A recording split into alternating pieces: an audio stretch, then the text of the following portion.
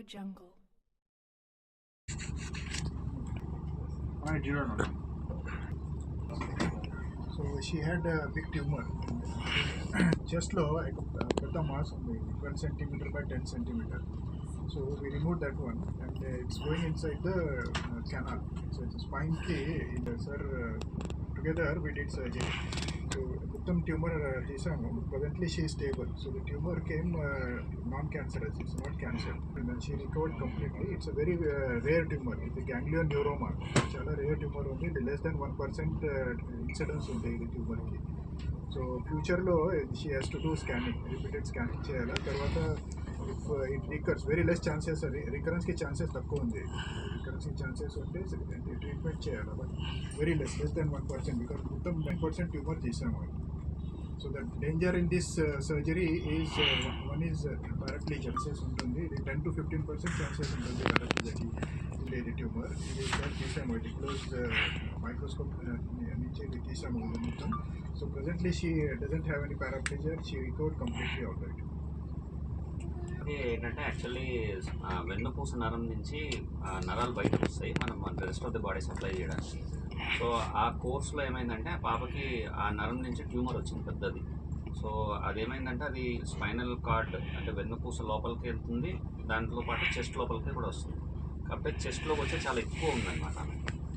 So దీన్ని ఏంటంటే మళ్ళీ మల్టీ మోడాలిటీ అంటే రెండు ఫీల్డ్స్ రెండు స్పెషాలిటీస్ కలిపి ఆపరేట్ చేసాము పాపకి. ఆపరేట్ చేసి we could give a good result, మంచి రిజల్ట్ ఇవ్వగలిగాం. సో కంబైన్డ్ ప్రొసీజర్లో ఏంటంటే సార్ మొత్తం చెస్ట్లో ఉన్న ట్యూమర్ అంతా తీసేశారు.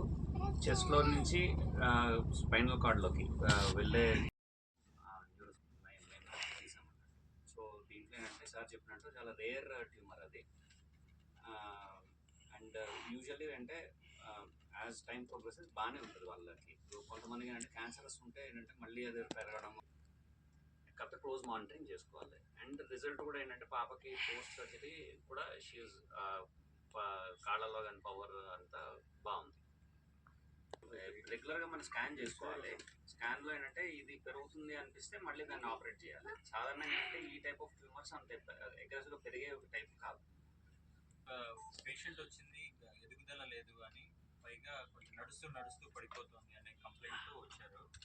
అండ్ పాపం వాళ్ళు 2-3 హాస్పిటల్ తిరగడం జరిగింది.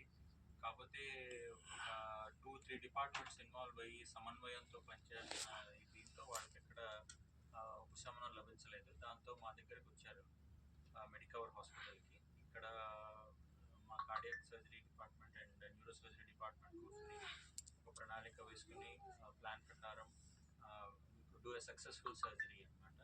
సో ఇందాక సార్ చెప్పినట్టు ఈ సర్జరీలో మెయిన్ రిస్క్ ఏముండే అంటే కాళ్ళు చచ్చిపడిపోయే అవకాశం.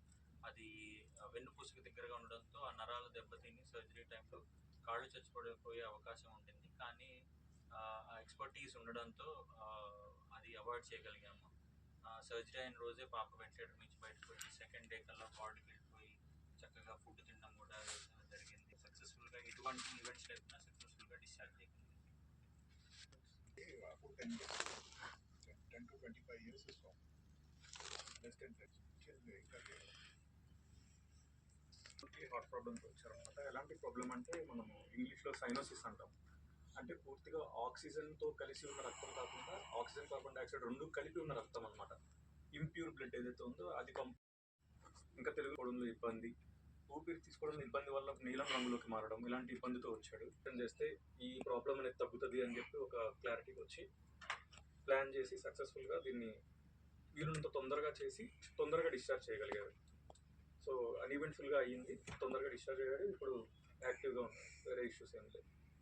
గుండెలో ఇబ్బంది ఏమైనా ఉంటే లేదా డెవలప్మెంట్ టైంలో గుండెలో ఫామ్ అవ్వాల్సిన ఛాంబర్స్ సరిగ్గా ఫామ్ అవ్వకపోతే ఇలాంటి ఇబ్బంది వస్తుంది అనమాట. సో ఇది వీరుని తొందరగా చెక్ చేయించుకొని ఆపరేషన్ చేయించుకోవాలి, కరెక్షన్ చేయించుకోవాలి. కొంతమందికి మామూలుగా వస్తుంది, ఐ మీన్ లైక్ వాళ్ళ పెద్దవాళ్ళకి ఎవరికి లేకపోయినా కూడా కొంతమందికి వచ్చే ఛాన్స్.